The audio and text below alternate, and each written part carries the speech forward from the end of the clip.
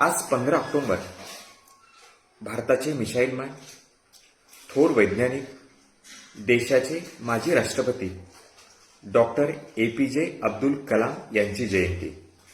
सर्वप्रथम त्यांच्या पवित्र विचार कार्याला कोटी कोटी अभिवादन।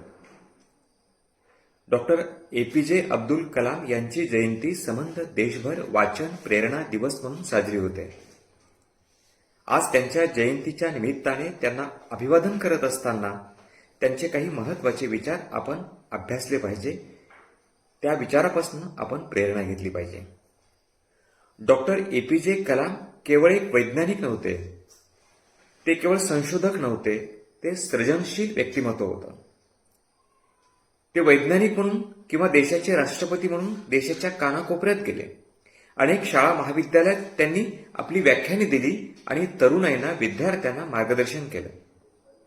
ते नेहमी असं सांगायचे की झोपीत जे स्वप्न पाहिलं जातं त्याला स्वप्न म्हणत नाहीत, तर तुमचं स्वप्न गाठेपर्यंत तुम्हाला झोपच येऊ देत नाही ते खरं स्वप्न आहे। डॉक्टर APJ अब्दुल कलाम हे नेहमी सकारात्मक विचार मांडत आले। ग्रंथ मैत्री करा असा त्यांचा सल्ला नेहमीच असायचा। ग्रंथ हा तुमचा खरा मित्र आहे हे ते नेहमी आपल्या व्याख्यानातून सांगायचे।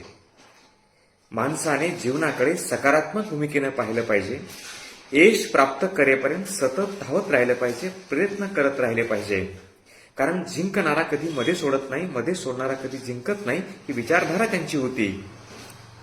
अपयशाने कधीच खचायचं नाही असं ते अनेक ठिकाणी सांगायचे। आज वाचन प्रेरणा दिवस साजरा करत असताना APJ सरांना अभिवादन करत असताना त्यांचा एक शेर आठवतो, हौसलों की तर्कस में कोशिशों का वह तीर जिंदा रखो, हौसलों की तर्कस में कोशिशों का वह तीर जिंदा रखो, हार जाए जिंदगी में सब कुछ पर जीतने की उम्मीद जिंदा रखो, जीतने की उम्मीद जिंदा रखो। थोर वैज्ञानिक APJ अब्दुल कलाम यांना अभिवादन करत असताना आजच्या विद्यार्थ्यांना, तरुणांना एवढंच सांगतो की माणसं केवळ त्याच्या जातीने, धर्माने मोठी होत नसतात, तर माणसं त्यांच्या स्वतःच्या विद्वत्तेने, ज्ञानाने आणि कर्माने मोठी होतात, हे आपण APJ कलाम सरांकडे पाहून ठरवू शकतो।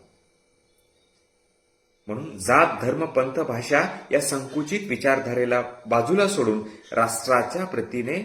राष्ट्राप्रती आम्ही समर्पित भावनेने काम करावं, हीच खऱ्या अर्थानं APJ सरांना आदरांजली ठरेल असं मला वाटतं। पुनश्च त्यांच्या पवित्र विचार स्मृतींना कोटी कोटी अभिवादन। जय हिंद, जय भारत।